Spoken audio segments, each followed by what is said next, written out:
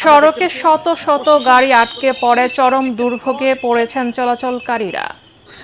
National equipment identity register NEIR বাতিলের দাবিতে কারওয়ান বাজার সার্ক ফোয়ারা ক্রসিং অবরোধ করে এখনো বিক্ষোভ করছেন মোবাইল ব্যবসায়ীরা। আন্দোলনকারীরা জানান, এনইআইআর এর কার্যক্রম চালুর প্রতিবাদে এবং অবৈধ সিন্ডিকেট ভেঙে দেওয়ার দাবিতে সকাল থেকে আন্দোলনে নেমেছেন তারা।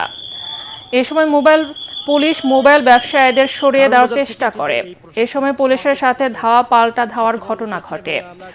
পরে মোবাইল ব্যবসায়ীরা বিভিন্ন অলিগলিতে অবস্থান নেন। এদিকে তেজগাঁও কলেজের শিক্ষার্থী সাকিবুল হাসান রানা হত্যার বিচার ও খুনিদের গ্রেপ্তারের দাবিতে ফার্মগেট মোড়ে সড়ক অবরোধ করেছেন শিক্ষার্থীরা। এতে ওই এলাকায় যান চলাচল বন্ধ হয়ে গেছে। সকালে তেজগাঁও কলেজের সাধারণ শিক্ষার্থীরা ফার্মগেট মোড়ে অবস্থান নেন। শিক্ষার্থীরা বলেন, সাকিবুল হত্যাকাণ্ডের পর দীর্ঘ সময় পার হলেও মূল অভিযুক্তদের গ্রেফতার করা হয়নি। এছাড়া ওসমান হাদির হত্যার বিচার দাবিতে শাহবাগে সড়ক অবরোধ করে বিক্ষোভ করছেন ইনকিলাব মঞ্চের নেতাকর্মীরা।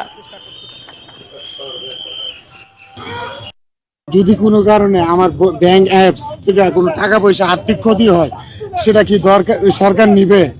আমার নিজস্ব প্রাইভেসি যদি নষ্ট হয়, এটা কি সরকার দায়বদ্ধ নেবে? যদি সরকার নেয়, এনইআর চালু করুক। আমরা কখনোই এনইআর এর বিপক্ষে না। আমরা কি দেশের নাগরিক? আমাদের কি বউ বাচ্চা না?